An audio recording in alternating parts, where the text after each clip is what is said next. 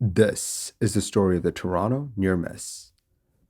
On the 7th of March 2020, a controller started a shift at Toronto Pearson's International Airport at 6:15 a.m. local time. As the hours ticked by, he went through various control positions.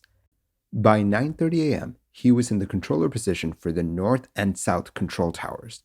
This meant that he was in charge of runways 05 and 06 left. He didn't have a lot of inbound traffic, but he had to deal with a lot of planes wanting to depart. At this time, an Air Canada E190 was on the ground at Pearson, bound for Denver. The ERJ-190 was a tiny plane in the grand scheme of things and had 87 people on board. The ERJ was cleared to line up on runway 06 left.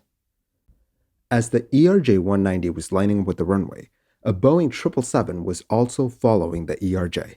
The Air Canada 777 had 359 people on board, and it was flying to Halifax. Both planes were to take off from runway 06 left within a few minutes of each other. Once the ERJ was on the runway and lined up, the controller gave the ERJ the all clear. With the takeoff clearance received, the pilots of the ERJ pushed the throttles forward. The tiny nimble jet started to race down the runway as it picked up speed. As the plane was about to take off, the first officer saw that a bird flew past his window. The pilots heard the bird hit the fuselage. The captain was concerned that the bird might get ingested into the left-hand engine. If that were to happen, then they'd lose the left-hand engine. The E190 could climb out with just one engine, but since they were still not past the point of no return, the captain decided to reject the takeoff. Why risk stuff unnecessarily? The E190 at its fastest point reached 139 knots compared to the V1 speed, or the speed at which they would be committed to the takeoff, of 146. That is 139 versus 146. As the E190 slowed down on runway 06 left, something almost unthinkable was happening. As the E190 was taking off, the 777 had lined up on runway 06 left. But for some reason, the controller was not aware of the E190's rejected takeoff. The controller had cleared the massive 777 to take off from the very same runway. At this point, the E190 was just 5,000 feet from the threshold of the runway, and the giant 777 had already set off. The controller turned its attention away from runway 06 left for a bit to tend to some planes that were coming in to land on runway 05. Within seconds, he turned his attention back to runway 06 left. He looked at his screens, and they showed no conflicts. Satisfied with the situation, he now cleared a waiting Dash 8 onto runway 06 left. In the cockpit of the 777, the pilots had the shock of their lives. There, right in front of them, was the E190 that had rejected its takeoff. Somehow, it was still on the runway. The pilots knew that their V1 speed of 156 was still a ways away, so they had no hope of getting this giant plane airborne in the time and runway that they had left. So the pilots initiated a rejected takeoff at 118 knots or 218 kilometers per hour, or 135 miles per hour. The planes were now 5,000 feet apart on the runway. The pilots of the 777 let the controller know that they were conducting a rejected takeoff, and the controller acknowledged. He then turned his attention to the departure end of the runway to vector the E190 that he thought had taken off a while back, but to his surprise, he couldn't find it. To his shock, he realized that the E190 had also rejected its takeoff, and now he had two planes on the exact same active runway. But thankfully, the 777 was able to come to a stop well short of the E190. The E190 was able to taxi to the terminal with no issues. But the 777 had to wait 45 minutes for the brakes to cool, as high-speed rejected takeoffs can make the brake pads really hot. The entire kinetic energy of a massive jet is converted into mostly heat, and that makes sense. But planes are designed to be used like that from time to time, so it's completely safe. The pilots had called up every bit of braking power that they had to stop the plane in time, and it's a good thing that they did, because if they hadn't, this definitely could have been Tenerife 2.0. Finding out how two passenger jets came so close to crashing into each other is important partly because ever since the days of Tenerife, we've been adding so many safety nets to make sure that something like this doesn't happen. And in this case, it did for some reason. and we are about to find out why. What's interesting about this incident is how quickly everything went down. Within 36 seconds, a normal takeoff of the ERJ had gone to a near collision. The thing about air traffic control is that ATC has to manage production and protection. In a busy airport like Toronto, reducing the separation between two planes waiting to take off by just 30 seconds can save you up to 15 minutes an hour. That adds up over the days, weeks, and months. But air traffic control will never cut down margins to the point where things become unsafe. And that was the case here. There were a lot of planes waiting to take off, but the controller kept the planes sufficiently spaced apart. So how exactly are controllers supposed to handle multiple departures from a single runway? You as a controller are in no circumstance allowed to authorize a second aircraft to take off before the first aircraft has taken off.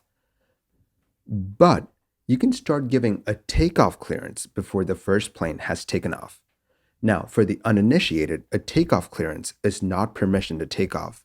It's basically just the controller telling the pilots what to do after they take off, what heading to fly, what beacons to fly to, etc. The pilots cannot take off until they hear something like Air Canada 123 clear for takeoff. Giving the takeoff clearance while the other plane is on the ground allows the controller to save some seconds, and it helps the controller get the second plane off the ground faster. So on that day, the controller could see that the E190 was about to take off, so he started giving the takeoff clearance to the 777, because he knew that the E190 would be up and away by the time the clearance was done. What he did was routine and expected of him. After all, rejected takeoffs were rare, and he in his career had not seen an E190 reject its takeoff from the point where the E190 was.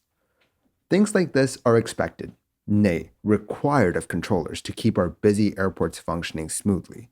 So in his mind, the E190 had already taken off, and he was good to let the 777 go. He had not received any inputs telling him that the E190 had rejected its takeoff.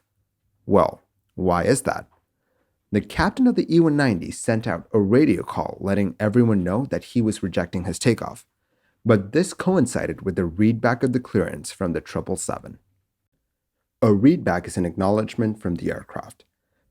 Since the 777 started its readback 0.1 seconds before the E190 transmitted, the 777's transmission went through, but no one heard the critical call from the E190 saying that they were rejecting their takeoff, as you cannot have two simultaneous transmissions on the same frequency. Thus, due to the overlap of the radio calls, neither the controller nor the pilots of the 777 knew that the E190 was still on the runway. This is starting to sound an awful lot like Tenerife, but this is in 1977. There are other safety nets to let controllers know that something had gone wrong. The controller could have visually seen that the E190 was on the runway, but due to the controller's seating, he would have to stand up and turn 180 degrees to see runway 06 left. He did do that many times, but seeing runway 06 left from where he was seated was hard, and there were a ton of obstacles in the way, including other people that may have been standing in the tower itself. Also, since the controller expected the E190 to take off, he would have shifted his attention to other planes in the area, so he would have had his back turned towards runway 06 left. But the controller had a vast suite of automation that could have warned him about what had happened. The biggest one being the Advanced Surface Movement Guidance and Control System, or the ASMGCS for short. Wow, that's a mouthful. It's basically like ground radar, but way smarter. Digging into what happened, they found out that the ASMGCS started receiving in-air signals from the E190 when it went past 50 knots of speed. The plane was basically telling the system, "Oh, I'm airborne, you don't have to worry about me anymore." But there was only one small problem with the E190. It was still on the ground. You see, this is because the Honeywell system in the E190 was hard-coded to broadcast the in-air signal when it went past 50 knots. This was a design decision made to protect the plane. Think of it like this. If the plane transmits an in-air signal before it actually gets off the ground, then airborne collision avoidance systems can warn the pilots about a potential conflict before they even take off. This way, the pilots have a margin to act. But when this system was designed, it was not intended to be used by ground-based systems like the ASM-GCS. I'm going to throw a few more acronyms at you, I'm sorry. The ASM-GCS has a subsystem known as the REMCAS, or the Runway Incursion Monitoring and Conflict Alert Subsystem. The ASM-GCS took the data from the E-190 and gave it to the REMCAS. The REMCAS saw that the E-190 was airborne, when it wasn't, might I add.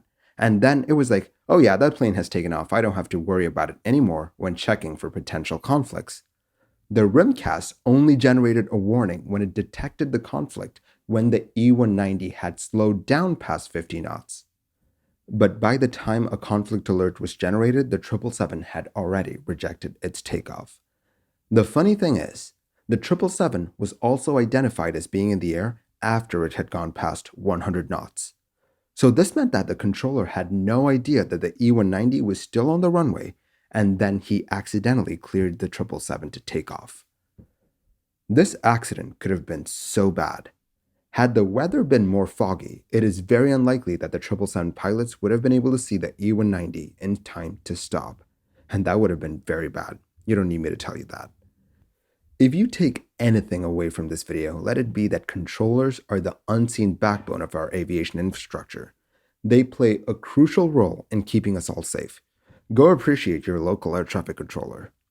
If this accident reminded you of the 1977 Tenerife accident, you're not alone. It reminded me of that as well, which is why I have 2 videos analyzing the Tenerife crashes from both perspectives. You can find a link to that on the top right corner of your screen right now. In your opinion, what was the biggest contributing factor to this accident? Let me know your thoughts in the comments below. Thank you for watching this episode of Mini Air Crash Investigation.